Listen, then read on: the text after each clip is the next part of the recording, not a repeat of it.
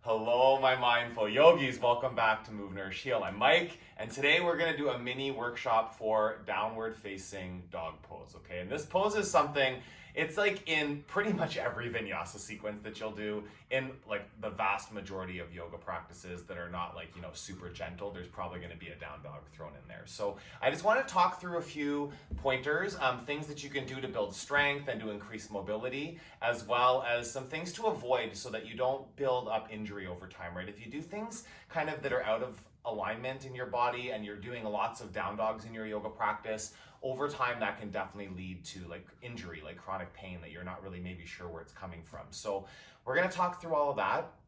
Before that, hit the subscribe button if you're not already subscribed to my channel.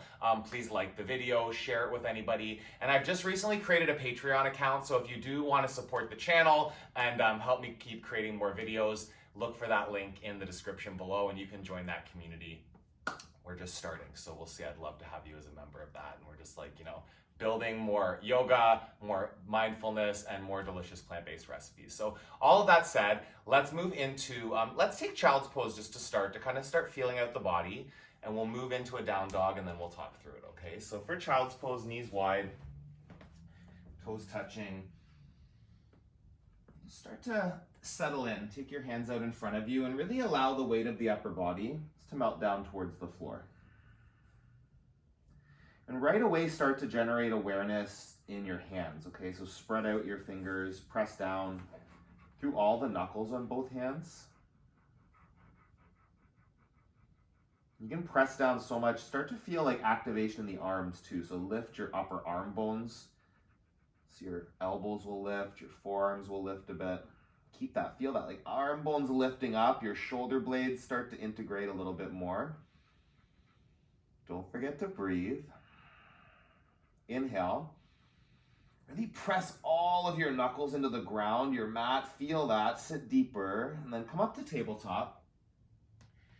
And curl your toes under, and you'll lift your hips up and back into downward facing dog. And right away, find your feet, okay? So your hands, really not much has changed there. You're still pressing through all of the knuckles, really connecting through like the pads of the fingers, the knuckles, the palm of your hand, everything rooting down into your mat. And into your feet here too. So starting to press down through the heels. So something that, if you've got tight hamstrings, there's a couple things that might happen. First of all, you might find your heels lifted way off the mat.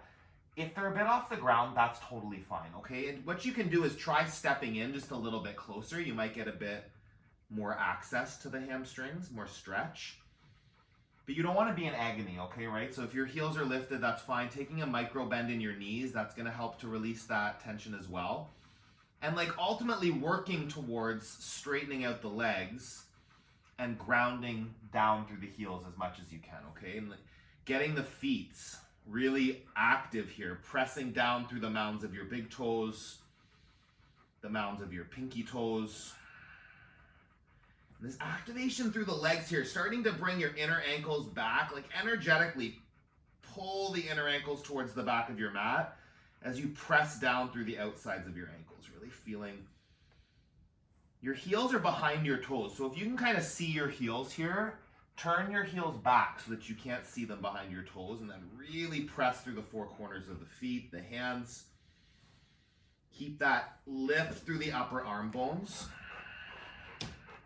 Breathe in. Breathe out.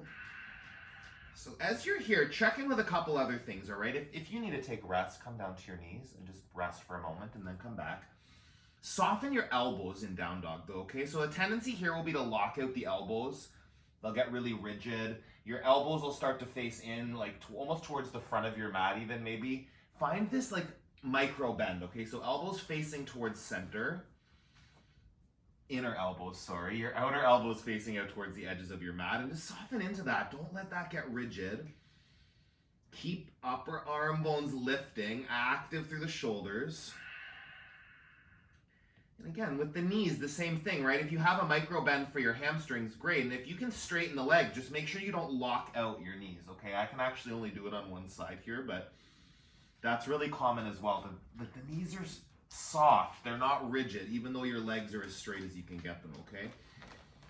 Really pressing down, feel active through your whole body. Something that can happen here is you're starting to blow out maybe through your ribs, okay? So like I can hug my shoulders together, start to melt my chest closer to the floor, and what'll happen is I'll actually just blow out my ribs here instead of actually supporting it with my core muscles. So this looks like kind of knitting your lower ribs in. It's waking up your upper abdominal muscles. That can kind of be weird, but it, like, instead of dumping out like this, it's hugging in through my upper abdominals and keeping that support through my core. So instead of, again, dumping down, see my lower back probably rounded a bit more. When you hug in the low ribs and engage the core, starting to like even scoop the tailbone down a little bit. Breathe in. Breathe out. Down to your knees. All right. So, how did that feel? Please comment below and let me know. This is just a short one because I was realizing like we don't really talk about down dog that often, right? And it's a pose that happens all the time. So some main points to take away: really intentionally grounding down through the four corners of your hands and your feet is super important. If you want to make sure your feet are at 12 o'clock, you want to make sure your fingers are at 12 o'clock. Also, making sure that you've got that support through your center. So you're hugging in through your core muscles, you're engaging through your upper abdominals, especially there, like really feeling that hug through your lower ribs. And then keeping that integration of the shoulders by lifting up through your upper arm bones when you're in the pose as well, okay? So not letting the arms roll down, not letting the chest close up, but keeping that open and really drawing the upper arm bones up towards the ceiling in the pose, okay? Let's go through that one more time. So coming into downward dog, we'll do one more run through from your feet to your hands. Spread your toes and then really press down through the mounds of the toes. Get your heels behind your toes and then pull your inner ankles back, outer ankles down. As you root down through your heels, keep that little micro bend in the knees, so straight legs, but not locked out joints. Wake up your core muscles. So if your belly's kind of hanging down, pull your belly button to your spine. You can scoop your tailbone down a little bit. Check that you're not blowing out the ribs. You hug the lower ribs in. Lift your upper arm bones towards the ceiling. Soften into both of your elbows so they're not locked out. There's work in the arms. And then all the way right through your hands. So pain in your wrists comes from not spreading the work out through your whole hand, okay? And it's every finger spread, spark, pressing through the knuckles. Driving back that tailbone. Find your biggest stretch right here. Like in every downward facing dog, looking for full body integration, full body integrity. Breathe in. Feel your downward facing dog right here. And then release. Come down. Whew, like just down dog, right? We hold it only for a few breaths sometimes.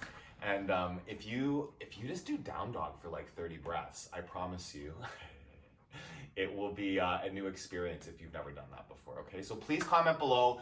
Please, if this helped you, like the video, share it with any of your yogi friends that might find it useful. And yeah, check out my Patreon, right? There's no expectation. I'm happy to do these videos. It's fun for me. It keeps me sane during isolation, if I'm being honest.